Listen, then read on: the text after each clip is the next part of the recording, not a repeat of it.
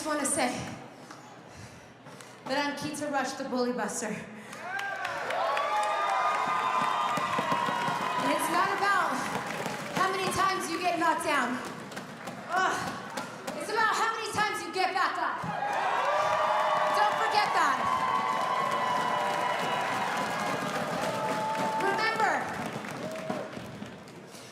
with patience, persistence, and passion, pretty soon, you're gonna see that belt around my waist. You know, and we all have our 15 minutes of fame, and I'd like to take a couple of my 15 minutes to talk about the rights and the wrongs in the world of professional wrestling. And it is for the WWE Championship. This match is for the ECW World Heavyweight Championship. The World Heavyweight Championship. The match and new NWA Heavyweight Champion of the world. We appreciate you guys coming out and taking your time to support women's wrestling in America. This match is for the AWA World Heavyweight Wrestling Championship.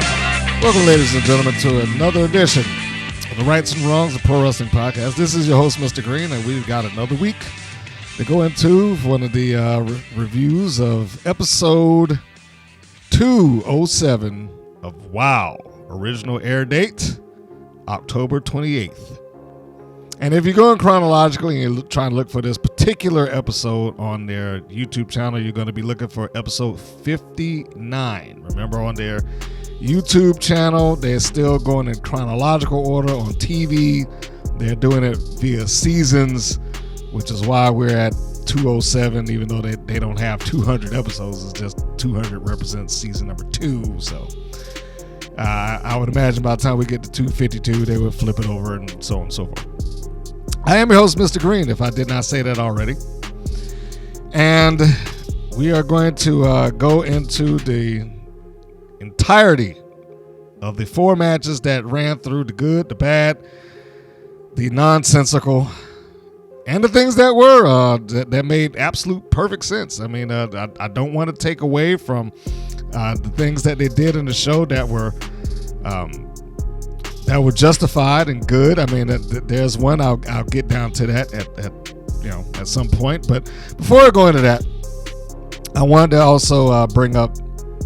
I questioned last week about or at least previous podcast episode, about the validity of the TNA. Well, I guess it's now back to the TNA Hall of Fame. At least until they flip it over. Right now, it is still Impact Wrestling. But they're Hall of Fame. And now specifically, I was questioning, what do they have Tracey Brooks in there for? I watched the Hall of Fame on their Impact Plus app today. I am a subscriber. Well, at least I've returned to being a subscriber. I had it for a while, then I dropped it. And I was interested in seeing Bound for Glory, or at least some of the stuff surrounding it. So I picked it back up, even though they take some time to rotate their big pay-per-views into it. And they still haven't fixed a lot of the, at least for me. On my tablet, it's perfectly fine. On the Roku, I don't know why, but their category section is just having all kinds of problems with me there. But it may just be the device. I'm going to reboot it later and see. Anyway, the point being is that I sat and I watched their Hall of Fame. It's pretty brief. It's an easy watch. And it answered some questions for me as it related to Tracey Brooks, because again, my question was, has she really had a Hall of Fame wrestling career as it relates to her work in the ring? Now, keep in mind that, of course, when you have a Hall of Fame and it's your company, you can put in whoever you want and you can make whatever criteria you feel. So I wasn't saying that she shouldn't be in there on the merit of Impact wanting her there. I was just looking at it strictly from an in-ring standpoint. But when they talked the induction, Gail Kim in particular talked about what Tracey meant to that company. Her being essentially recognized as the first knockout of the company, which is something I've forgotten about. Now, the context of that is that she isn't the first woman wrestler that was in the company. They actually had several people in there before then, including Mickie James, who was working as Alexis Lurie before then, but Francine showed up down there. Daphne showed up down there.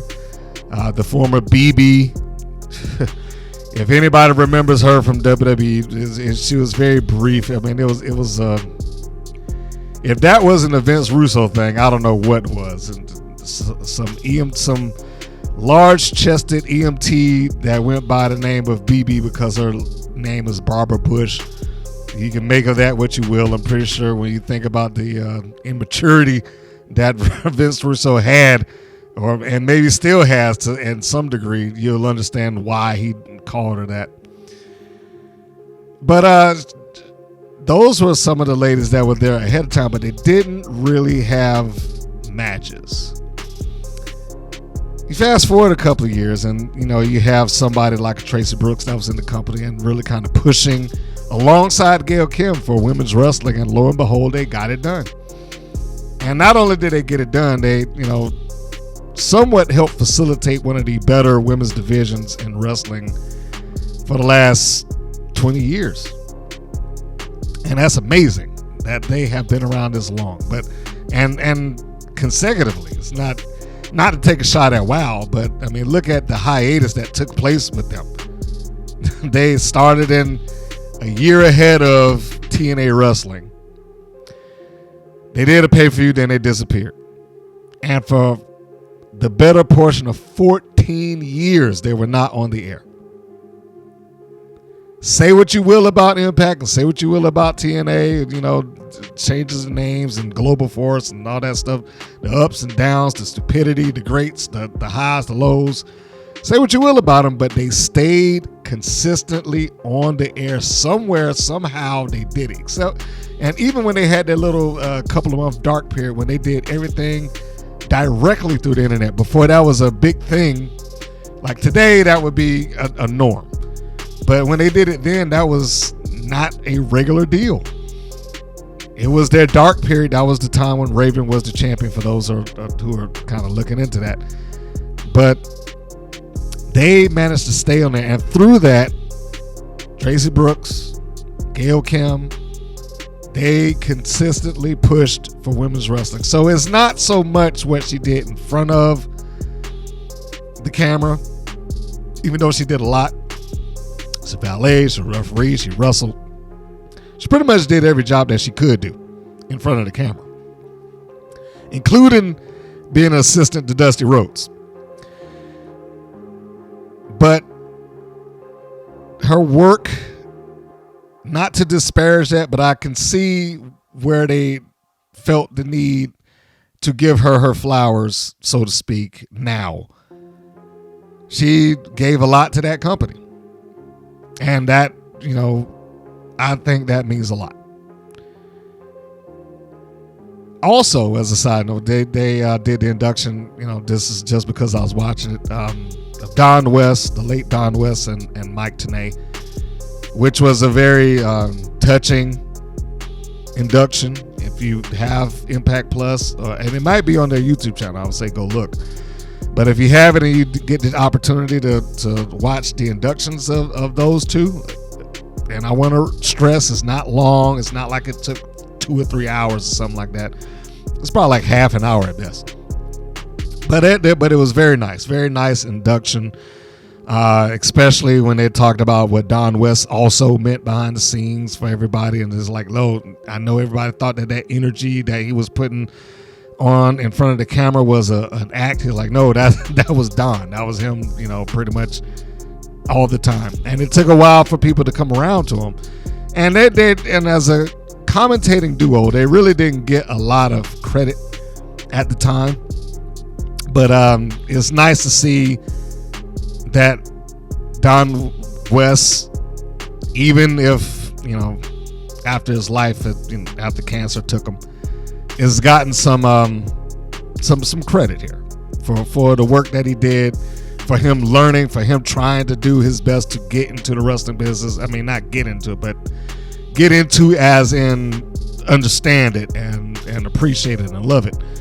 and really became one of the hallmark things that that company had when they was on the road, because that man did sell some merchandise.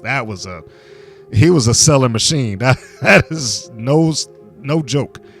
I've been at one of those live shows and seen him just do his thing. That brown bag special. I still have my bag, by the way. It was a brown. Well, it's not really brown. It was actually black, but they called it the brown bag special with the little TNA logo. And like, you get this, and you get 2 DVDs. You didn't know which ones you was getting. 2 DVDs, a T-shirt, and I forget something else, some other piece of merch. And then of course along with the bag, and which I still use this day. But yeah, he was great with that selling thing, man. Really great. If you get a chance, go check that out. It was very nice, and nice to see Mike Tenay as well. Considering that once he left Impact, he pretty much divorced himself from the wrestling industry altogether. So if you haven't had a chance to see him or hear him talk about his wrestling career, and he just addressed a lot of people: Bobby Heenan, Mongo McMichael, Eric Bischoff.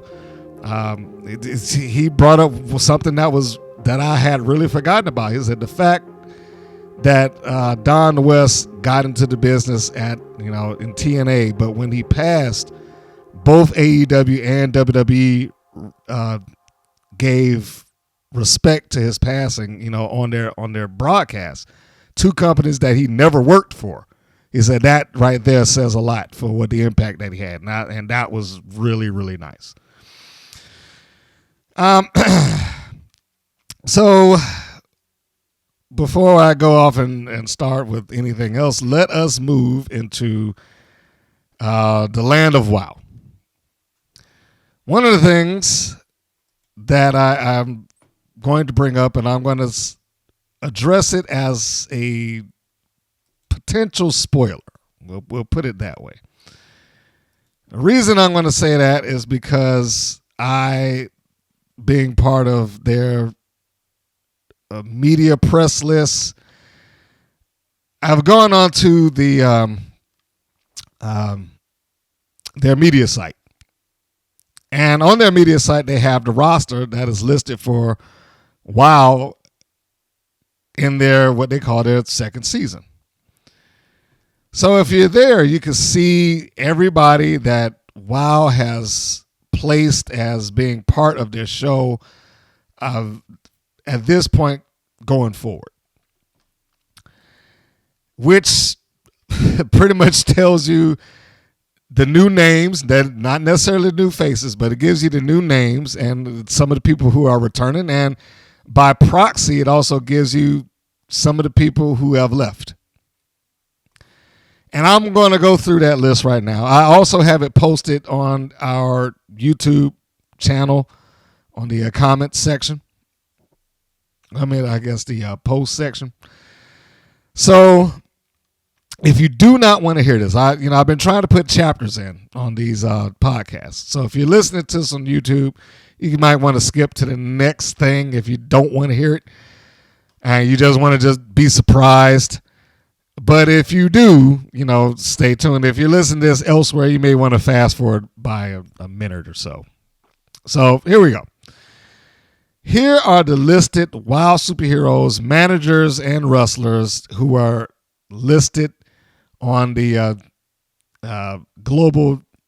Paramount Global press section. They have a different name for it. They had global content distribution, but that's a whole bunch of word salad. Anyhow, so here's some of the people that you know. We've seen Adriana Gambino already return. Amber O'Neal is listed as returning, and given that this is already taped, I would say she is probably going to be pretty accurate. Americana, Angelica Dante, The Beast, BK Rhythm, Chainsaw, Chantella Cella, the Class Master, who they don't have any parentheses by to say that she's new, but this is somebody that I've never heard of. And they do have a bunch of people who have been taking pictures in their hotel rooms in their wild jumpsuits and everything. So I expect her to pop up any time now, I would imagine. And given the name, I'm going to assume that she's going to be associated with the disciplinarian or Samantha Smart or somebody. Coach Campanelli, Crystal Waters, the disciplinarian, Exodus, Fury, Genesis, Gigi Gianni, G.I. Jane, Gloria Glitter, who we just saw, Goldie Collins, new face there, or at least she will be, Holiday, Ice Cold, Jennifer Flores, Jesse Jones, Candy Crush, Katrina Jinx, we already saw who showed up and lost, Keta Rush, Lana Starr, Los Bandidas, Vivian Rivera, and Sylvia Sanchez, Lil J Boogie, Lil, not Little, Lil, Lil J Boogie, who's also listed as new, Miami's Sweet Heat, Laurie and Lindsay Carlson.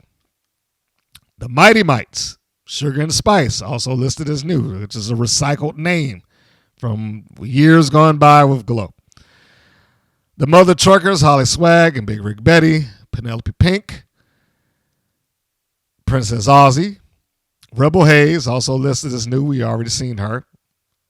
Reina Del Rey, Sandy Shore, Samantha Smart, Santana Garrett, who is returning. She hasn't showed back up yet, but she's returning, and I don't understand the point in having Santana Garrett. I don't understand the point in having Americana when you have a Santana Garrett, which is basically the same thing, except she's a better version of it.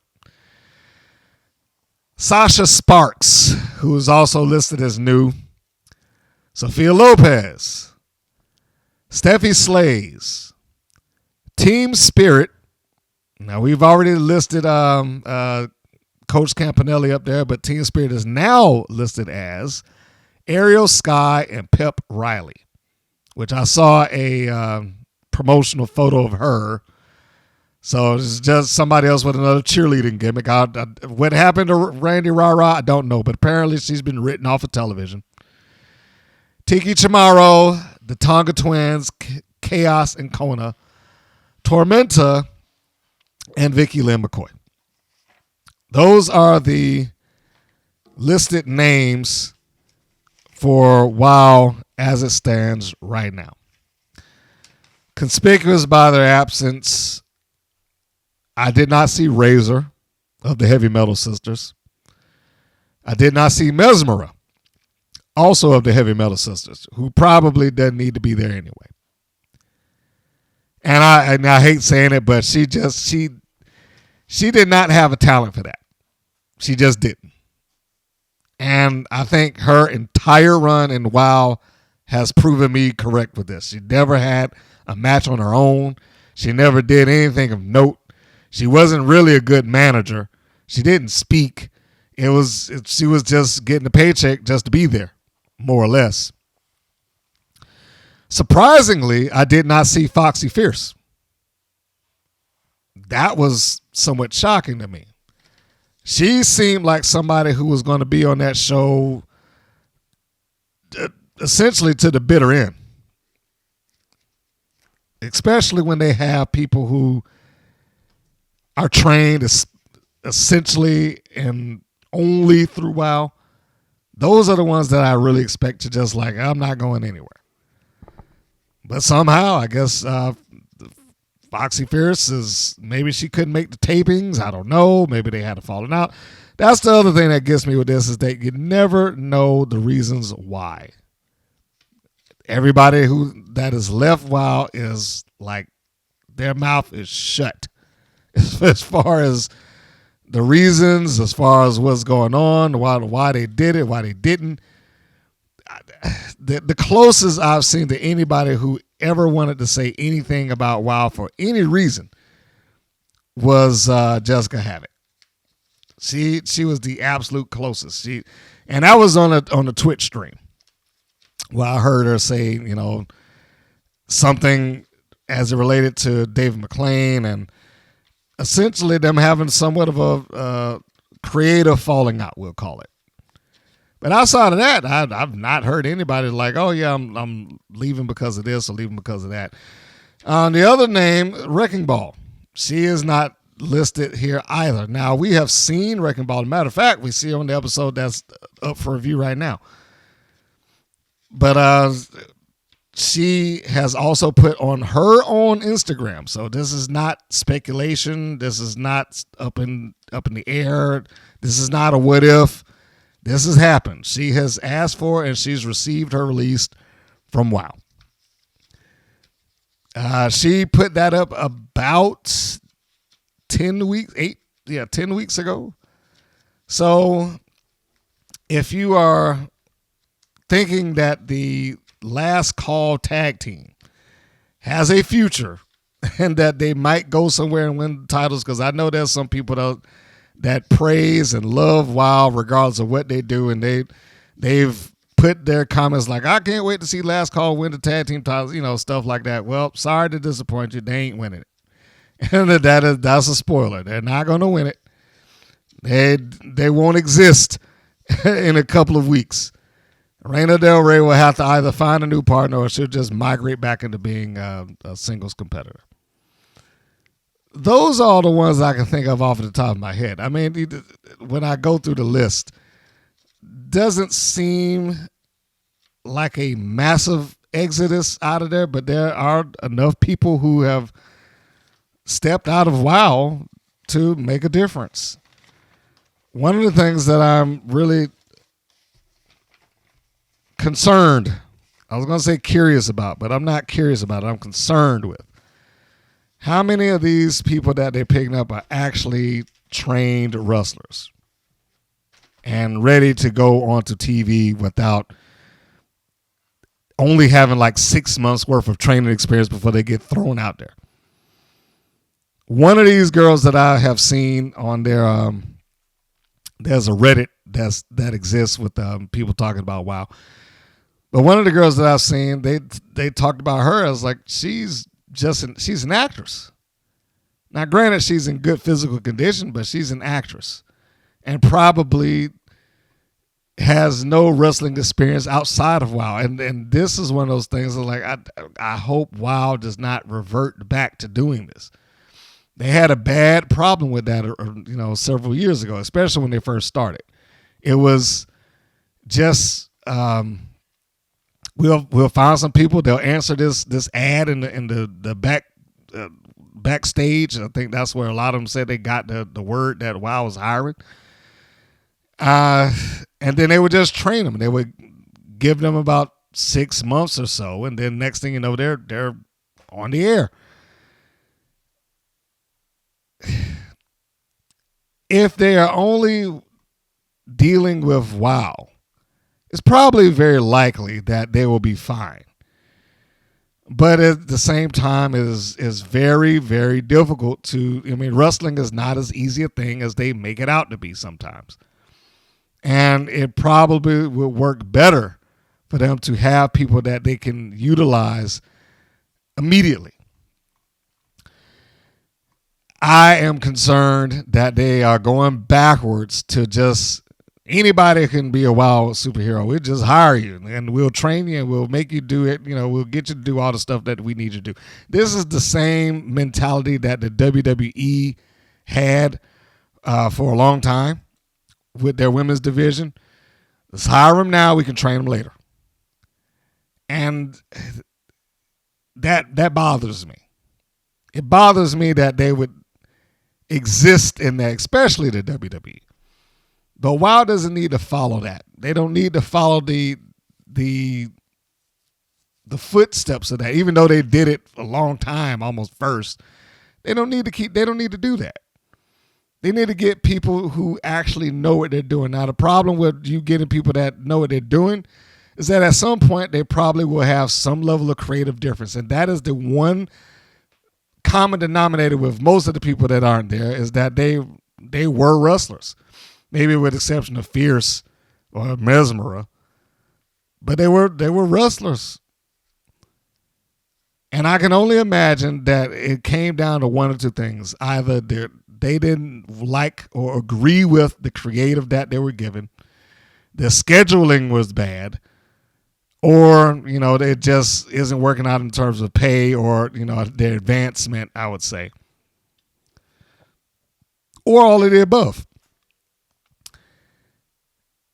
Do not, this is an open statement to WOW, do not go back to just hiring any actress who decides to audition for WOW and train them to be wrestlers. It takes more than that. Americana should be a cautionary tale to that company.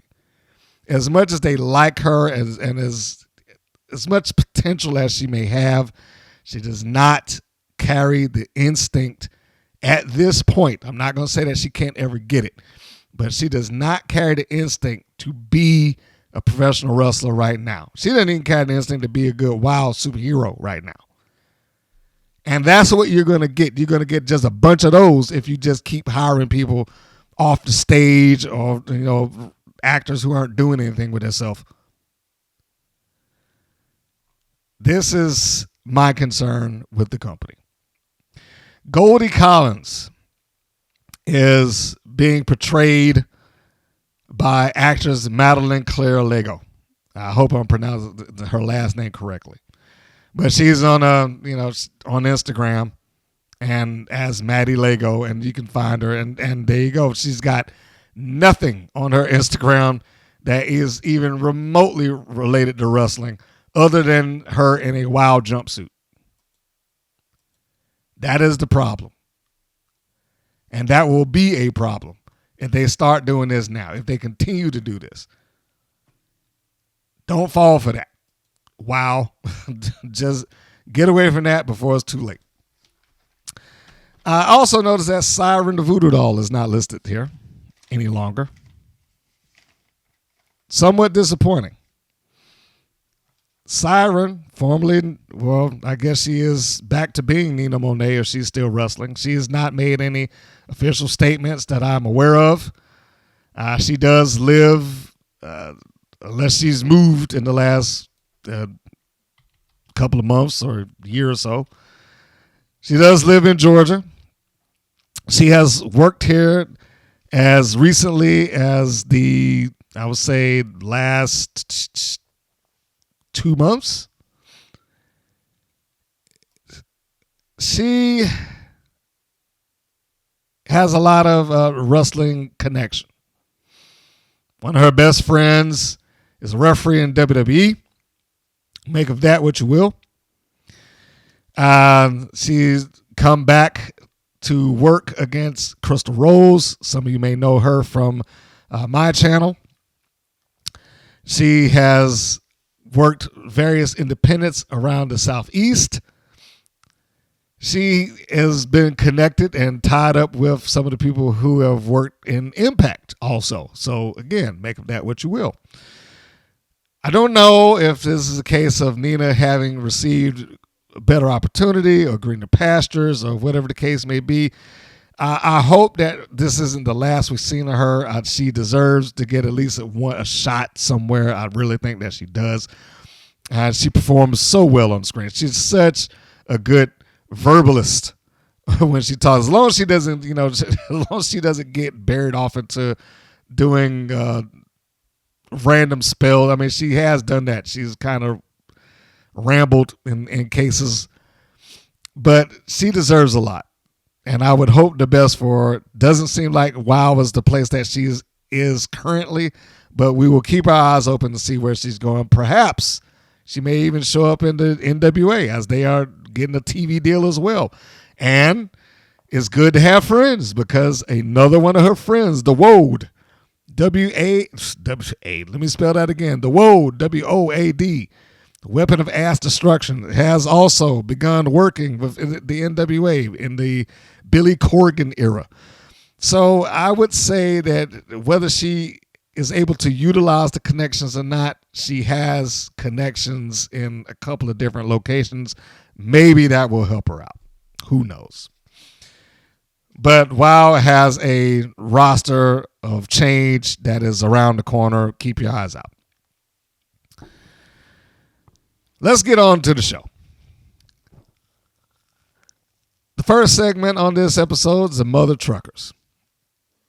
And they enter with their not new catchphrase, with their tired catchphrase of honk honk. And of course, the commentators are doing it too. As a side note, and this will relate, I promise you, I saw a Walmart commercial recently that was utilizing the almost 20-year anniversary of the Mean Girls movie. Almost 20 years. Can you believe that? And they had the original cast members as older versions of themselves from the movie, including Lacey Chambert's character. I don't remember her character name. But within that, she does the whole, oh, that's so fetch. And then her daughter in this commercial, the commercial is actually funny. Her daughter within this commercial says, stop trying to make fetch a thing. It is still not a thing. How does that relate? Stop using honk honk. It is not a thing. It is not going to catch on as a thing. Just drop it. Stop trying to make honk honk a thing. Kids out there are not going to sit out in the audience and go honk honk for the mother truckers. And it's dumb anyway, because if they did, it would just sound like an army of angry geese. Stop trying to make this a thing. So the mother truckers, basically they cut a promo to say handcuff Sophia Lopez. I mean, that's ultimately what it comes down to. This stems from them being attacked by Los Bandidas with handcuffs and then being handcuffed briefly to the bottom rope and getting beaten up, apparently at Sophia Lopez's behest. This, I mean, it isn't bad. It seems somewhat quick in my view, but it isn't bad. They recapped a few, they being the commentators, trying to make the mother truckers sympathetic. And they use lines within the recap of they didn't realize that asking for Sophia Lopez's help came with a price. This goes right back to what I said before. It makes them look stupid. How could your baby faces, two people who have been on that roster for at least a couple of months, long enough to know who Sophia Lopez is, it's not like you got to be there for years for that, but long enough to know that Sophia Lopez is underhanded.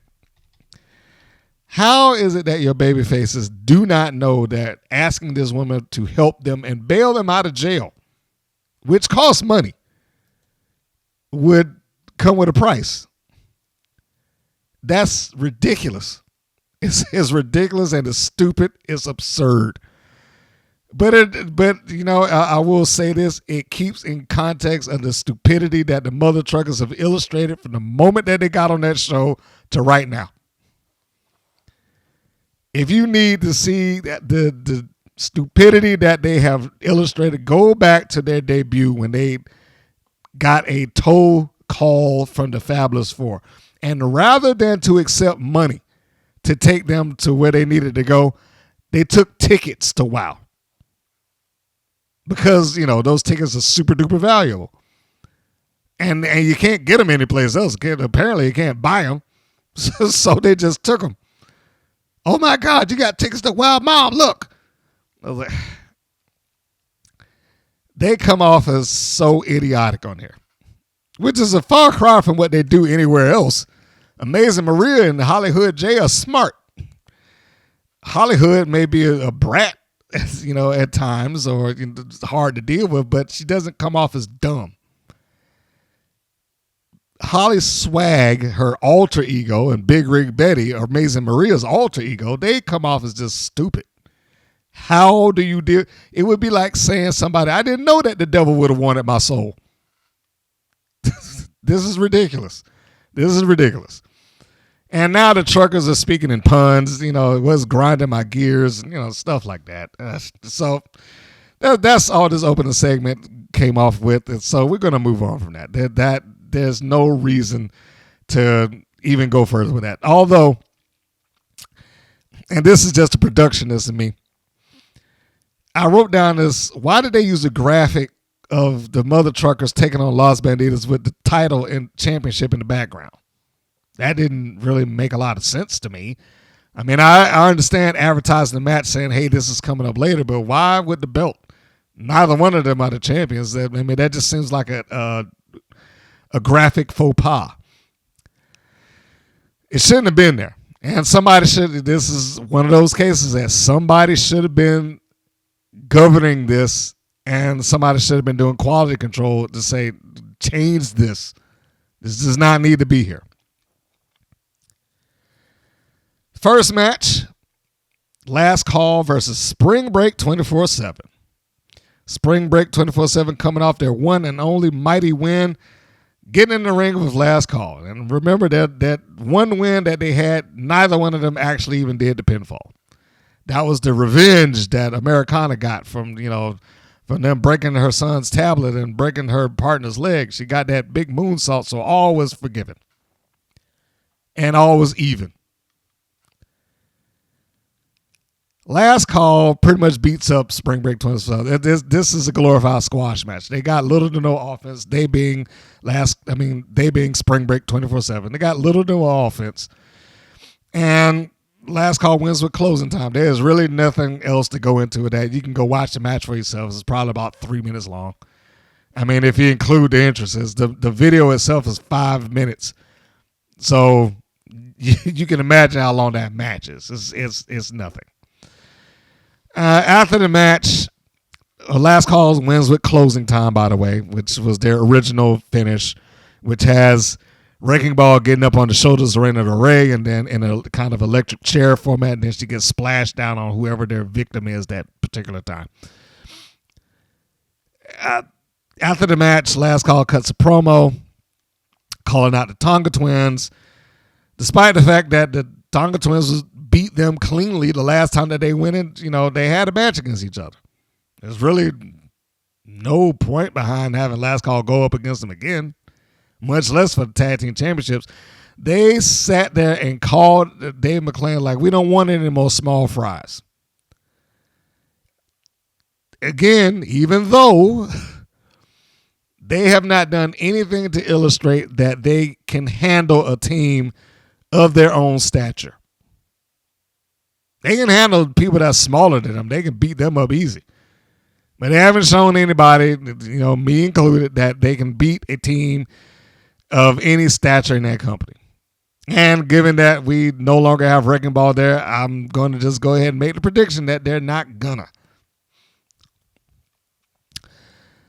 The next segment, Wild previews the matches, including a sit-down interview that is due to take place later on in the show with Vickie Lynn explaining her attack on the Beast. I pushed for segments like this previously, and I'm already regretting it. Next, and I'll tell you why I want to get to it. Next segment, Gloria Glitter versus Keta Rush. This match was fine. I did not have a problem with the match. I thought that it moved well. Gloria Glitter gets to have a quick turnaround following her loss to Candy Crush on her debut. And for all intents and purposes, was able to get her heat right back, that episode. Even though she lost, she had a segment following it. She had a good showing. And now she's back within 2 weeks' time, she's back on the air. And she has another match. I like this. I like that she is not just getting buried and or lost in the shuffle. She's back again. And so before she is positioned as just another face in the crowd, she actually has another shot on Wild television. I forget who said, Stephen Dickey. We got two of the most in shape Wild competitors here. This match could go all night long. I used to give Stephen Dickey such praise on this show, and I said that, he needs an opportunity to try to, get better. He should be the lead commentator and all that good stuff. But he is slowly disappointing me. Slowly disappointing me. I have said that when you're a commentator, you have to be the trusted voice of the program. And you should be. You should be the trusted voice of what's going on the screen. People should believe in you. They should believe in what you say. They should believe in your opinion. You need to give them things that they can relate to and understand. There is no match that has ever taken place in a while that has gone beyond 10 minutes. None. So the idea that these two could go all night long, even figuratively speaking, is just ridiculous. And I know that sometimes they try to find some positive quality in Keta Rush that they can utilize when they're talking about how good or bad she is. Or, I mean, I shouldn't even say how good or bad she is. Like something that she can do that no one else does. Keta Rush is the fastest competitor in the WoW. What does that mean as it relates to women's wrestling or wrestling in general? I said it before in one of the earlier podcasts, like, what is that supposed to mean for her? That she can run away real fast? What does her speed do in relation to this show? It's not a big ring. It's not like she can run around like that. And it's not like we've ever seen the example of her speed being worth anything in a match. Now, if they wanted to say something that made her come off as good in there, I would say, despite the fact that she has some level of, it's hard to say inexperience because she's been on that show for a while, so I wouldn't use the term inexperience. But despite her position within the rankings of WoW, she is one of the most talented submission artists that WoW has ever seen. She trains in MMA. She trains constantly in pro wrestling as well. And that's all it takes. It's just, a quick hook of the leg, a quick hook of the arm. If she gets that, then she can finish off this match in no time. Then her speed is utilized, or you can bring it up there. That would be the Rush. But, they don't really go with that angle. That's just my version of it. But Glitter and Keta Rush come off well, and this, to me, only shines on Gloria Glitter to show that she can take people of lesser experience than her, because much like Candy Crush, Keta Rush does not really wrestle beyond a WoW ring. So I doubt that she has nearly the experience that Gloria Glitter has, even though she's been on TV for several years. Much like what I did with the Steffi Slays breakdown of her career, she probably does not have the same amount of matches. I would say that Gloria Glitter, just in her time wrestling for a year, has probably done more matches than Keta Rush has done over the last 5. If I were a betting man. Dave McClain went a lot of, and I know I'm not talking about the match, I'm talking about a lot of stuff that took place during it with the commentators and whatnot. But the match is solid. I enjoyed the match. I thought that this is one of the better times, better examples of Keta Rush in the ring. And I know that is in no small part in relation to Gloria Glitter as well. Dave McClain is advertising the Bully Buster Academy, and but my question is, how useful is that when she loses? And that is what happened. She lost. How did she lose exactly? Glitter hits what is a version of the pedigree, which I don't even know what they call this thing. We'll just double hook face buster. I would have liked to have seen or heard about how good she is as, supporting kids and all that stuff when she has a win or a loss that comes with just missing it. But here, Gloria Glitter pins are clean, and not just, it's just clean in the middle. Didn't require any cheating at all. It was just, she hooks the double arms, hits with that face plant, bam, 1, 2, 3 is done. That's it. No problem winning for the heel. And to some degree, I feel like it undermines the whole Bully Buster Academy and so on and so forth. Now, at the end of the match, the I was going to say the Bully Buster, but to use her actual name, Keta Rush, gets on the microphone and she cuts a promo. Essentially saying that she, is not about getting knocked down, it's about getting back up. And that's all well and true. I think that they probably should have worked this promo out a little better before they got to this point in the match. Because what she wound up doing is she essentially made a promise that she's getting the belt, or eventually she'll get the championship. I hate to be negative about her career, but I don't see Keta Rush getting the championship. I don't even see Keta Rush getting a championship shot, much less the championship. One of the basic rules of cutting a promo in wrestling is not to make promises that you can't keep. If you have no ability to do this, or you don't perceive yourself as doing it, don't make a promise that you cannot keep. What she could have said is that she's going to go after the championship and I'm going to do everything in my power to get a title shot. And even then, that's kind of a stretch. Like I said, she hasn't had a match against the champion that I can recall. And she is almost always beaten. So the Bully Buster thing, it doesn't work here. What should have happened if I were able to pitch this in the same two people in the ring. Keta Rush could have lost, but she should have lost in what was a highly contested match, and Gloria Glitter just happens to get that quick win, that quick roll up that, just out-faked her or whatever the case may be. Just enough to give Keta Rush an out of some degree, of some description. Didn't have to be that she cheated. I mean, Gloria Glitter, that is. It didn't have to be that she cheated, but just enough to give Keta Rush an out.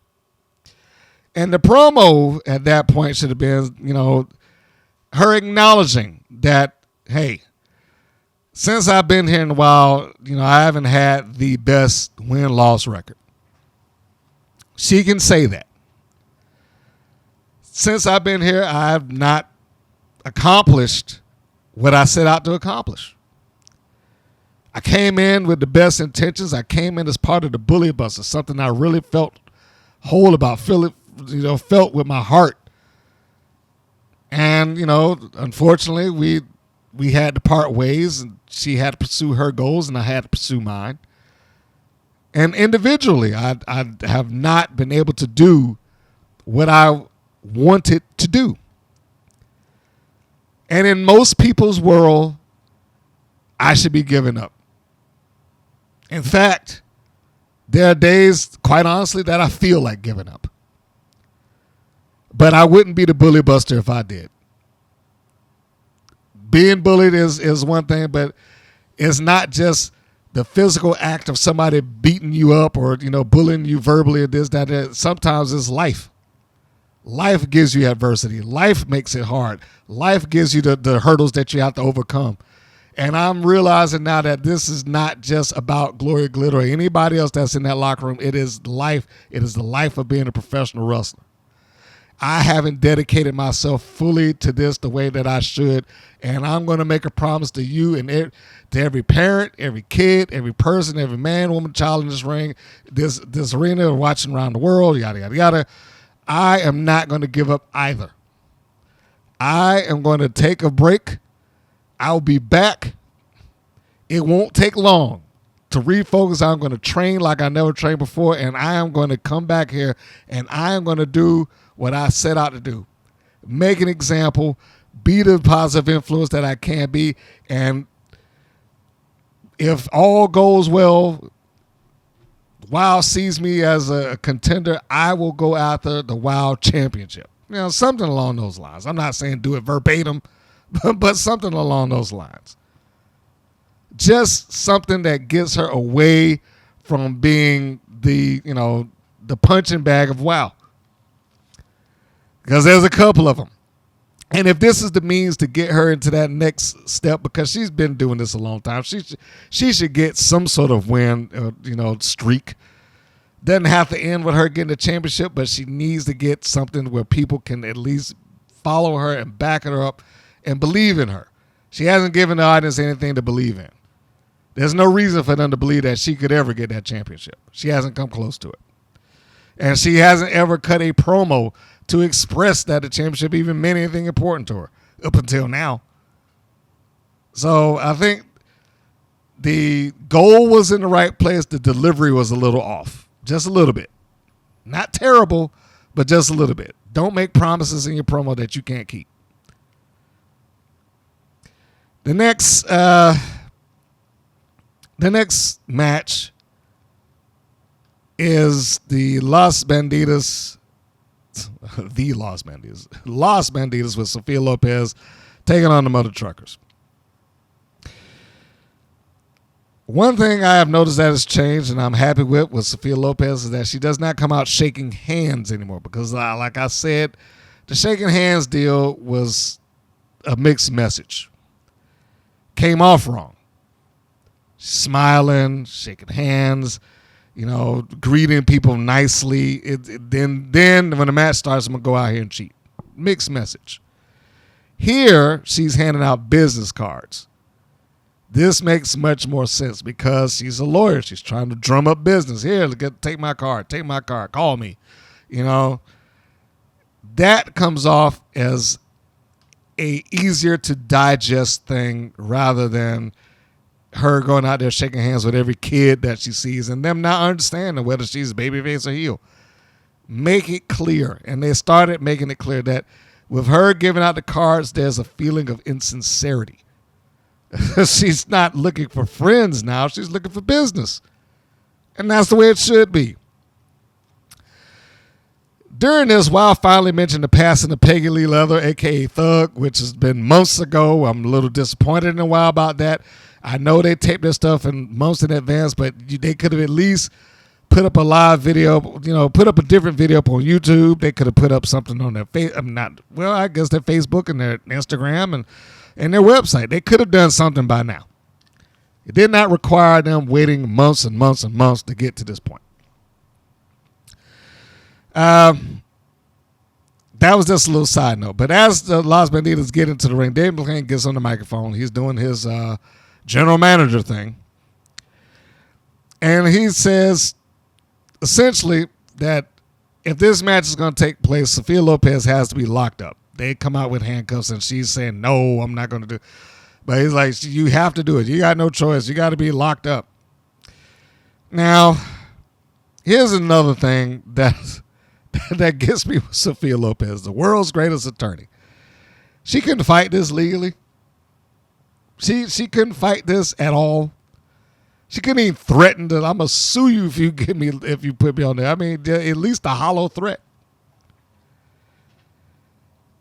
David McClain seems to be the only person in the Wild universe that is immune to her apparent legal powers. Like, he has no fear of her world's greatest attorney powers whatsoever. He just like, nope, this is what you're doing.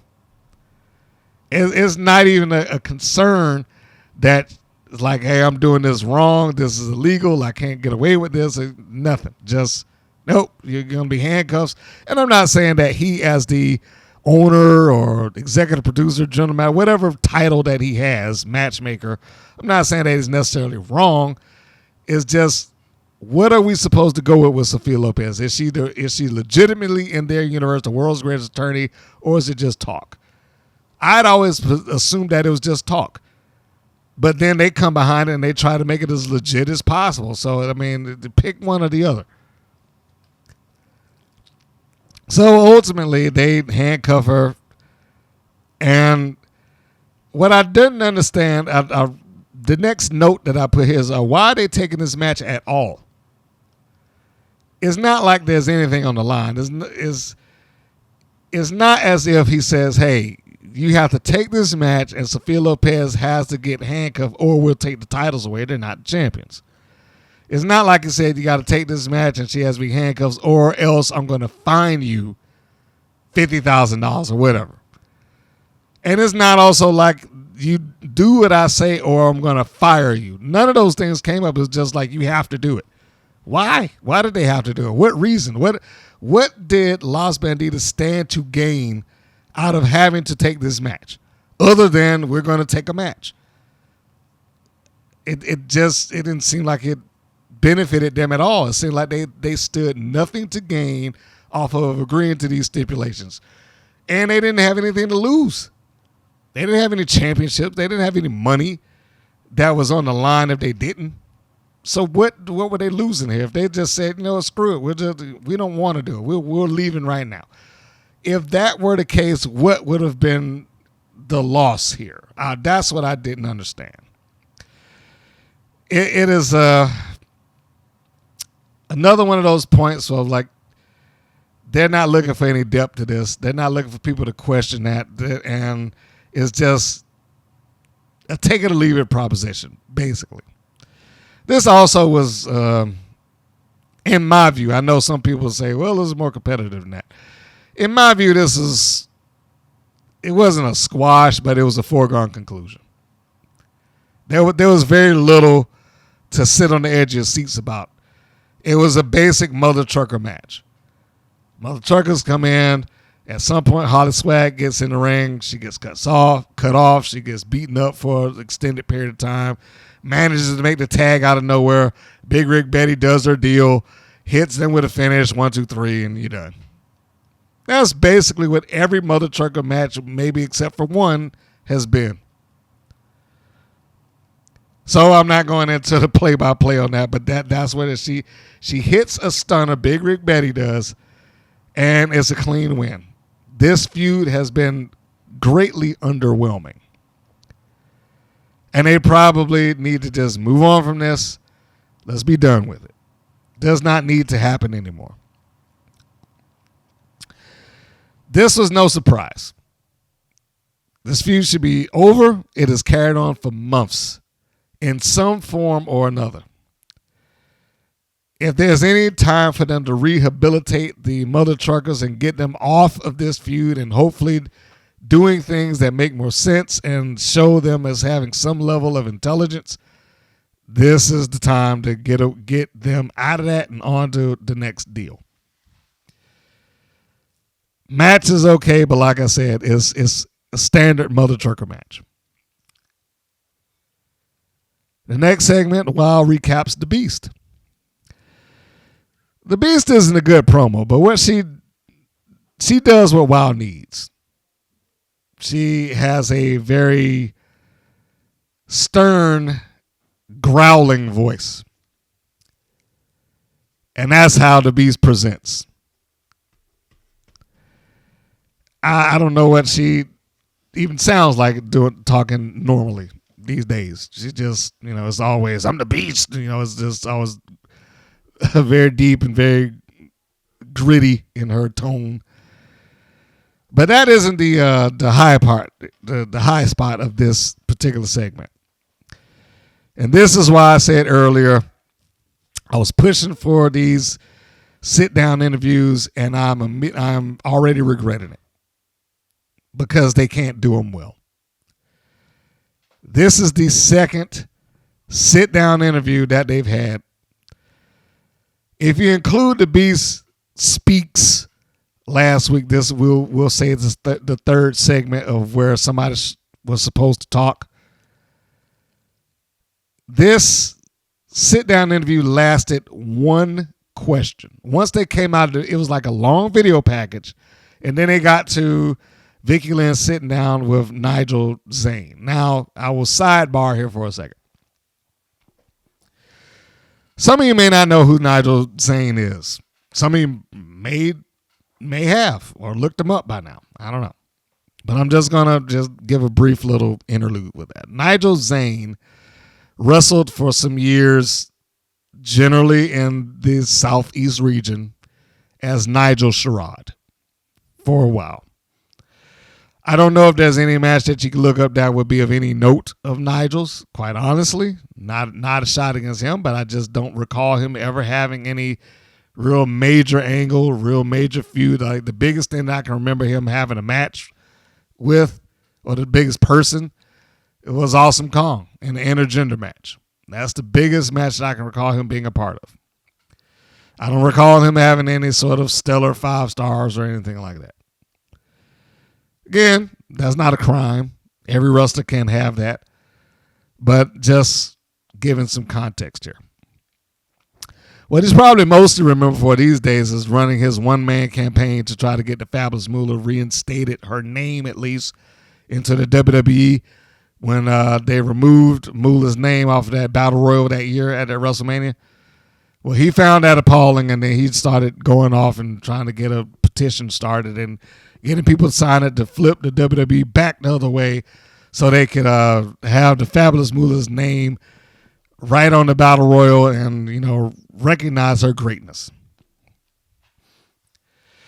So, I know I've had this conversation with other people. I don't remember if I said it on the podcast, but so I will make it brief and say it here. That is not the WWE's job. And I'll say that to Nigel Zane. That is not their job to endorse the Fabulous Moolah, especially considering that she has some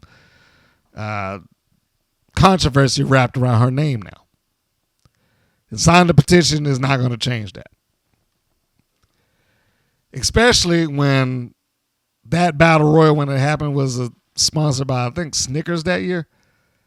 So it's wasn't even the issue of the WWE. They did not want to upset their sponsor. Their sponsor is paying for this. Their sponsor wants their name on something that is clean, not somebody who has any level of controversy behind them. Now, I know what you're going to say. And I'm saying this, as if I had him in the room talking to him. But I know what you're going to say, Nigel. I know you're going to say, well, that's not true. They didn't do anything. Listen,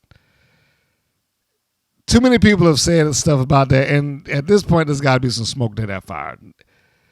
And Dark Side of the Ring gets a lot of views.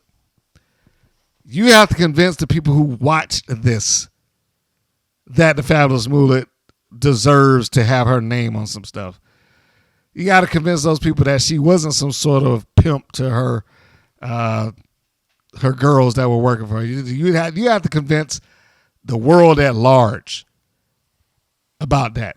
Now, I know he went and got some people to speak about it, and wrestling legends at that. He had some, Jerry Lawler, Tommy Rich. I forget it might have been Dutch Mantel. No, I don't think it was Dutch. But he had some people within this area there who got on camera for him, like, oh, man, you should let the Fabulous Moolah get back on. Now, I bring that up to say this.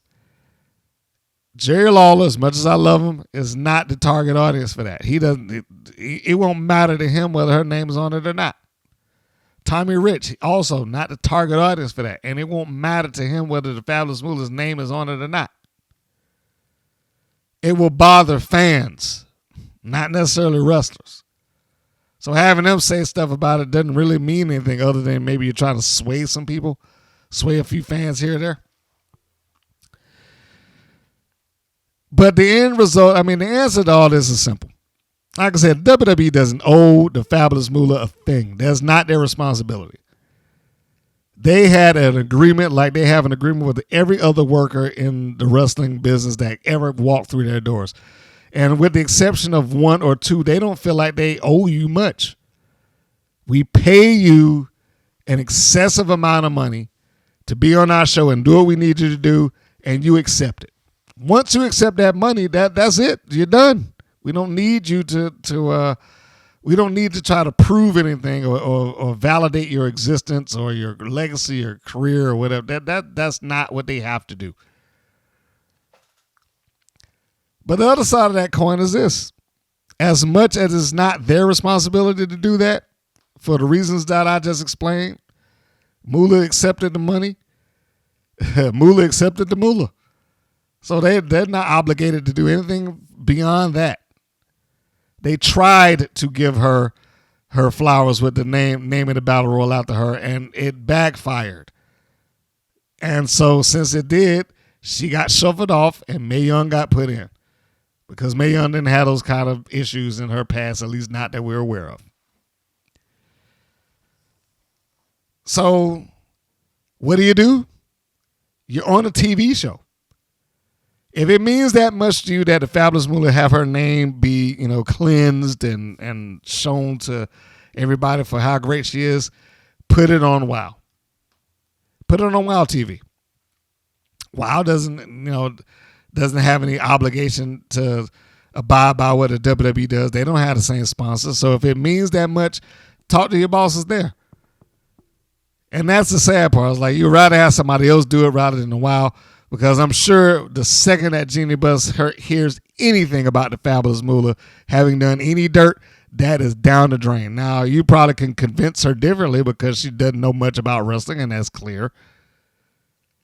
But if anybody within her circle, or she just happens to come across that Dark Side of the Ring episode, that's a done deal. So if you can't put it on your own show, there's no reason for you to be trying to get the WWE to do it. Now, that's an old campaign, and I hope that he's not still standing on that anthill. But that was just a side note for the thing that he did do when he did it. So now he's the guy that's in the truck, and he's, I guess, the lead backstage interviewer since they don't have anybody else. And as stated before, this interview segment lasted a single question before Vickie Lynn got mad and walked out. She was asked what was the reasons for her attacking the Beast in so many words. And she said her reason was she attacked her because that meant that she would be the most dominant person in WoW. And this interview's over. She got up and just, got mad for some reason and walked off. This is poor reasoning. Poor reasoning and no motivation. Like, you telling me that the reason that she went and broke this woman's ankle with a lead pipe, and I didn't agree with the angle anyway, but it was done is done. So, but you're telling me that the reason that Vickie Lynn McCoy attacked the Beast, who had already given up the championship by this point and hadn't been on TV in months at this point, attacked by Vickie Lynn with a lead pipe and broke her ankle again just because she wanted to be the most dominant wrestler in WoW. I guess not thinking that the ankle would ever heal and that she would ever return and that she ever might want to match against her if she ever figured it out. I guess those things didn't come up. But this was just poor logic with no motivation, no rhyme or reason behind it. And what is up with these 30-second interviews?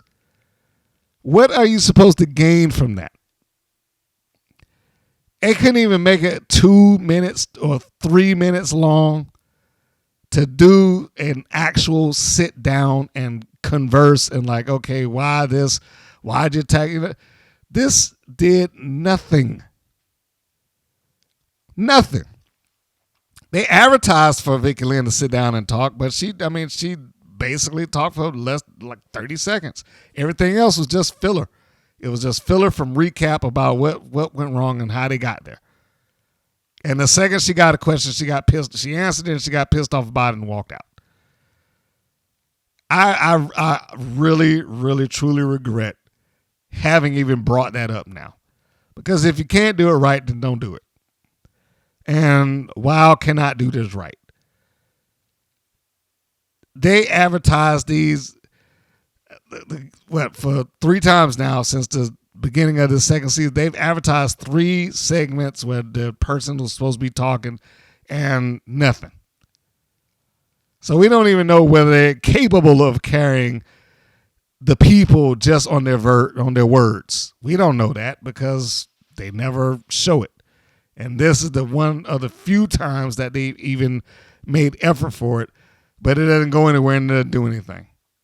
Why bother setting up these cameras, the lights, the microphones, and chairs, and this, that, and blah, blah, blah, blah, blah, if that's all the time is ever going to get? It is a waste. This is a waste of time. The next segment and match is the main event. So we go from the bad and we go back to the good.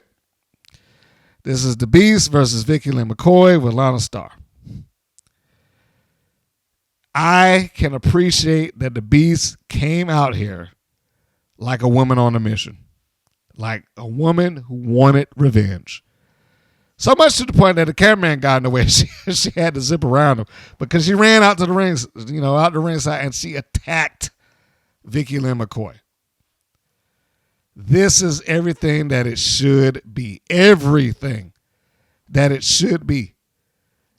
And this only goes back to show me that either Americana is not good at what she did or somebody creatively didn't give her the instruction or all the above. Americana, now, let me give credit where it's due. She did attack Fury of the Heavy Metal Sisters once when just before she cut the promo about her friend being hurt and the son's tablet being broken. That was the only day I saw her have some level of fire. Here, the Beast shows this fire and wanting to get even. Hits her with some of the big stuff, hits her with a spear until, and doesn't even go for the pin. It's like in her look, her face says that I want revenge. Vickie Lynn McCoy gets out to the floor. They start brawling out on the floor. I mean, this only went like 3 minutes, but it was great because it made sense. It made sense that the Beast would want to beat this woman into a pulp for what she did to her, for the time that she took off her career, for the pain that she caused her, for inadvertently causing her to have to give up the championship, whatever. That's motivation. That's a reason for somebody to do some of the things. But Vickie Lynn's motivation was poor. Where was the motivation? The good motivation in wrestling is money and the championships, neither of which was motivating her. So at least the Beast had a motivation to come out and do something. This is the best 2 minutes of the show, 2-3 minutes of the show. The Gloria Glitter Keta Rush match is a close second to that, but this is the best segment of the show because of, and I want to give her full credit here, because of the Beast. Well, and also Vickie Lynn McCoy. See, they both felt like this was a big deal. The Beast attacking, her look, the energy that she exuded. And conversely, like I say, even though the motivation wasn't good, Vickie Lynn McCoy is a good performer. And she sold like a champ in this. And managed to do that without making herself look like she was being completely run over. She took a beat. I mean, and this, I don't know if I can praise Vickie Lynn enough here. I really don't. I don't know if I can give her enough credit for what she did in the little bit of nuances that she had. She managed to both look like she was taking a complete beating from the Beast, but at the same time not look like she was drastically overwhelmed every second of the match for the little bit of time that match took place. I mean, the Beast is she looks so impressive right here. She's driving shoulder blocks into her abdomen, forearm shots, like I said, the spear, and all of which Vickie Lynn sold like death. I mean, she was so good here. So good. And the Beast was good.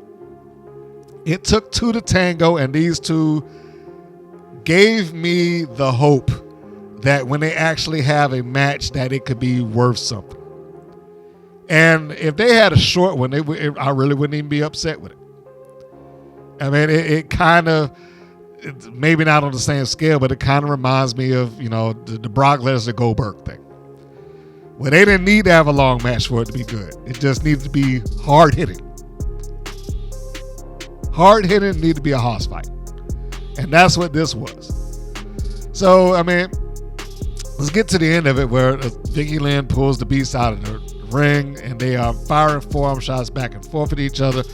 Like I said, Vickie Lynn at times made it look like she was perfectly willing to fight and brawl with the Beast, but at the same time looked somewhat inferior to her power, but still willing to fight.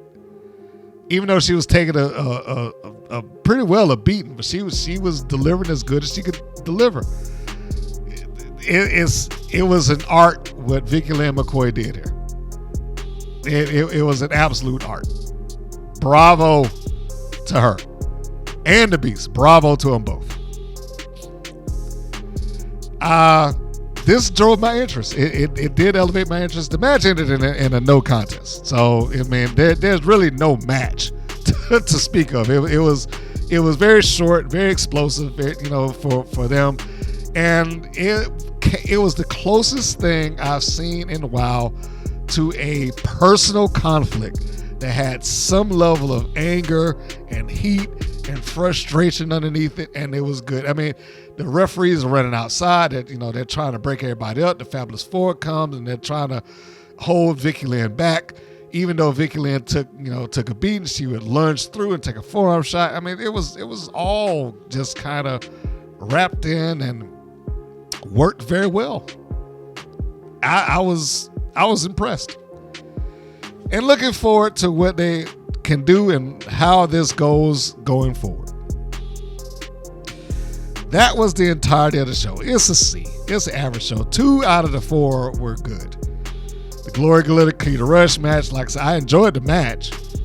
I just didn't necessarily care for Glitter getting an absolute clean win, nor did I care for Keta Rush's promo. But I can't expect anything different because she really doesn't cut promos. And then the Beast and Vickie Lynn McCoy, you just heard my praise there. Bravo. Mother Truckers and Las Bandidas, the match is fine. I just lost interest in the Mother Truckers, quite honestly. But if I'm giving it just on the basis of the match itself is fine. It just did not do anything for me because I'm ready for that feud just to be over with. And of course, Last Call versus Spring Break, there was nothing there. That was just squash. So it's an average show. Nothing to get all excited about except for that last main event match, which wasn't a match at all, but entertaining to say nothing else. So that's it. That is the full review of WoW episode 207 or episode 59, depending on where you're looking at it at. So we will get back to this a little later on, and just FYI, for those that have not gone to our social media, Instagram, or checked out the posts that we're putting on YouTube, there are new posts coming because I have found myself somewhat, I don't want to say flooded, but I found myself receiving more things that have been asked to promote or put up, some of which have come from CBS. And some of you may have noticed the Price is Right Halloween special that was asked to be placed up, and the Let's Make a Deal Halloween special, because they had wrestling themes to them. So they're like, can you put this on? So you may be seeing a little bit more of those. I just, giving you an open shot ahead of time. Also, some movie things came across my desk. So there's a little bit of those things happening. So maybe this is, that up climb or the turn that the WPN is having. And of course, and as always, if you haven't done so, you can go onto our website, WPNWrestling.com, and you can get all of our social media links there. You can listen to all the podcasts. If you can't find where to get it, you can always go there. I mean, I'm sure you can get it on greater podcast platforms everywhere. But if you have some difficulty, you can go there and you can download it directly off the site. To say nothing of the fact there's a 24-hour stream featuring wrestling and other content that goes all day, every day, 24/7 on that site. And of course, they have the articles, blog posts, press releases down at the bottom. Just a slew of things that you can go on and you can look at, you can read through, and you can watch. And I have some updating that I need to do with that to begin with. So there may be some changes that are taking place on that site as well. Next thing, there are some outside reviews that I'm supposed to be taking part in, or taking myself sitting down and watching. One of which is the UWW, the Ultimate Women of Wrestling. So I'm interested in watching that. I said I was going to do it a couple of weeks ago. I never got to it, so I'm definitely going to sit down and watch the show in full. So once I do that, I will let you know, and then maybe we'll have a discussion about it. So with that, folks, thank you again for listening, tuning in. If you have not subscribed, or if you have not followed on the various social media platforms, please do us a favor and do that. It helps keep the show alive. It helps raise our profile. It helps get more people able to see it and find us. And that's always a perk. At least for me, is a big perk. And I want to thank you for tuning in and listening. I absolutely do. So with that, this is Mr. Green saying that this is Mr. Green saying so long, and we'll see you on the next go round. Take care, everybody. Thank you for listening to the WPN's Rights and Wrongs of Pro Wrestling. If you have questions or comments, please contact us via our Facebook or our YouTube channel at the Women's Pro Wrestling Network. If you're new to the WPN, feel free to subscribe to our channel and like our page. We appreciate your support. Thank you again for listening.